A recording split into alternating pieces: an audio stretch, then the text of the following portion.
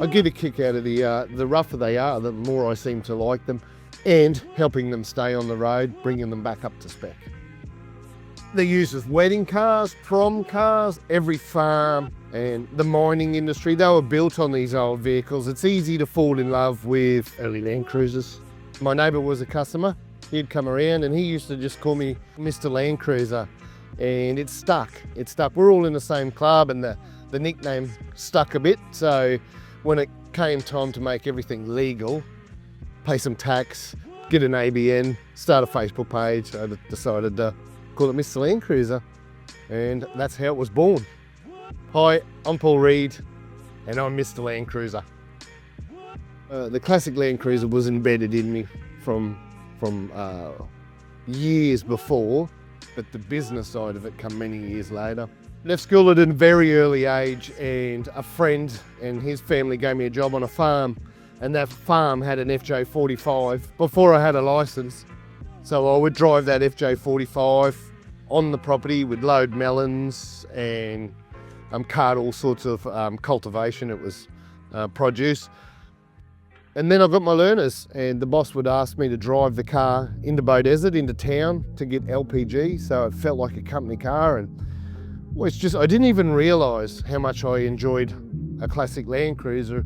Then later on I bought a different four-wheel drive altogether, and just realised I wanted that classic Landcruiser in my life again. So I sold the other car, and doesn't matter what brand it wasn't a Toyota Landcruiser, and it wasn't classic. So I flogged it off and started getting back, as a young adult, getting back into classic Landcruisers. But my first one was an FJ45, I believe in 1976. So very cool, a lot like the 1975 that I learned to drive in. So just memories. It was a style side tub. It was really neat, and back again, they were cheap. They used to be so affordable. They didn't have the value they do today, so it was pretty easy for a young lad to find a dusty old cruiser and start fixing it up at home. I believe it was around 2013. I was restoring a car that was a petrol, and I joined some forums and I got it in my head that I wanted a diesel. So during this restoration, I bought a second car that was a diesel. I took what I needed, and then I started putting the rest of the leftover bits on eBay, and I thought, oh wow, these parts are adding up pretty quickly. So now, at the end of the day, we all have to wake up and go to work and make money.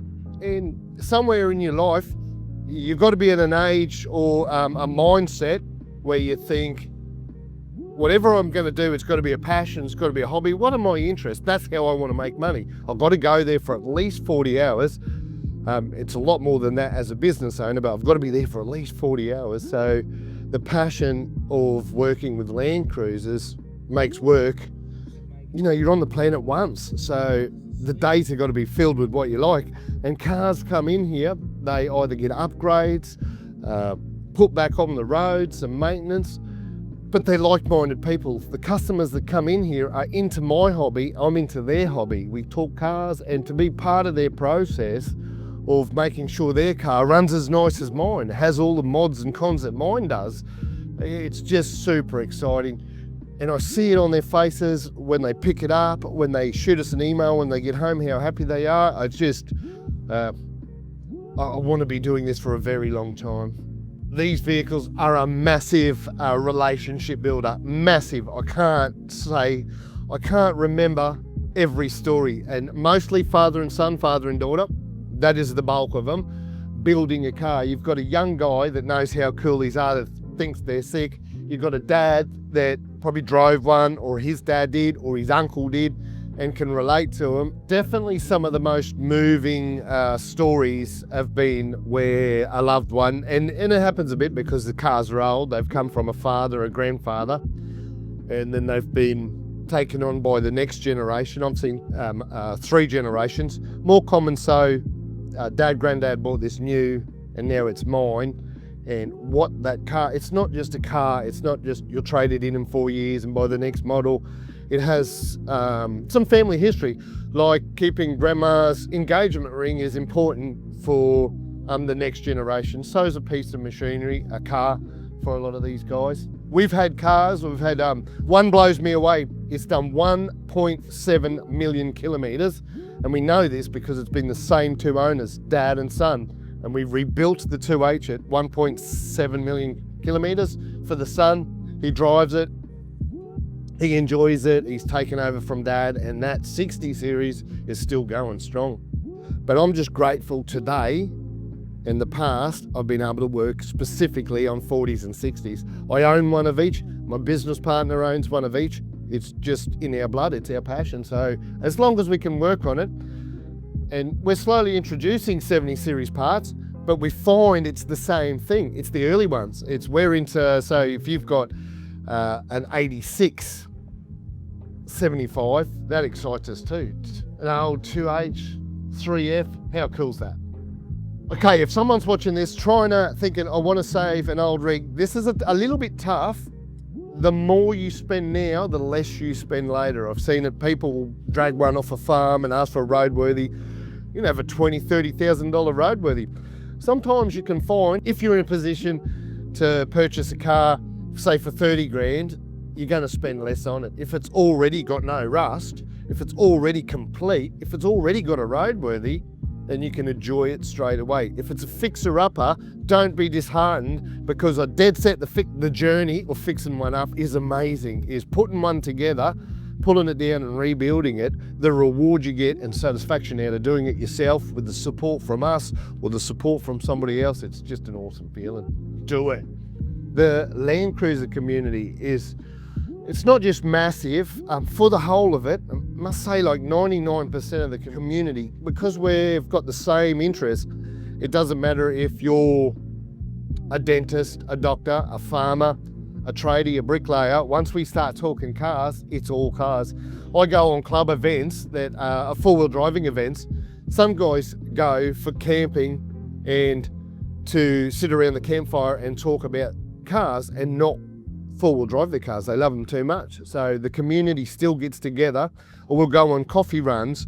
I know that sounds boring, but it's just a place like-minded people can get and talk. Where did you get this? How did you do that? And that is what Klex has also grown into. It's just a mega scale of the same thing. Klex is really exciting journey for myself and Richard. We do everything work together, but we get on so well that we do family orientated events, my family, his family. We go to the beach, we do this and we do that together as a family. So we decided, let's grab our family and do a Land Cruiser day on Double Island Point and invite some cruisers. And there's about 30 cars willing to take a barge, pay the fees, drive in the salt climate along the beach.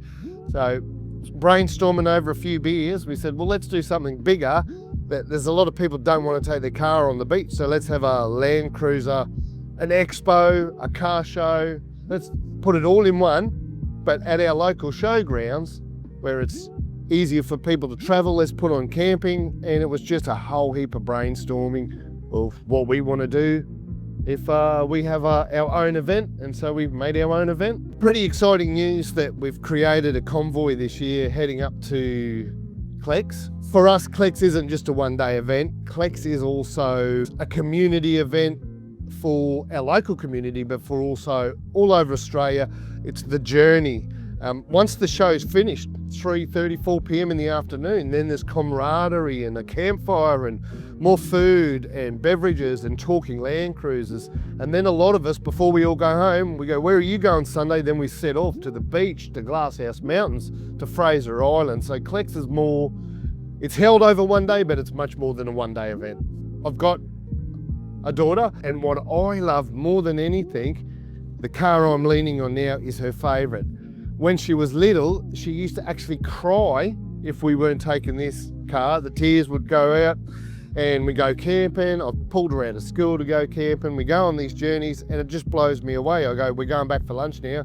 Dad, are we going to go four-wheel driving as soon as lunch is finished? Can the dog sit on my lap? It just, the enthusiasm for this car and the lifestyle it brings. She's 11. She's, apple hasn't fallen far from the tree, you bloody beauty. Mr Landcruiser, this work, My career choice has given me the lifestyle that I have, that I enjoy, my friends enjoy, my family enjoy. I'm over the moon with the choices I've made career-wise. Sometimes I can't put it into words. This is what I do. I don't daydream about the perfect job or the perfect this. I daydream about my next holiday. Is it going to be work-related? Can I claim that on tax? Or am I just going on a family trip? That's what my brain does. I don't own a 300. I don't own a mansion, but I have a wonderful lifestyle, a wonderful surrounded by beautiful people, and living the dream. I think I'm going camping this weekend. So Mr Landcruiser, it is based in Caboolture. So come and see us if you're ever in the neighbourhood. If you've got one of these, you've got to drive it in for show and tell. I love photos, I love talking cruisers. We do video content, I love doing walk-arounds. So there's that, but there's also Klex now. That's a damn good reason to bring your 40 or 60, 55 to Caboolture. Klex 2025, here we come. No one else but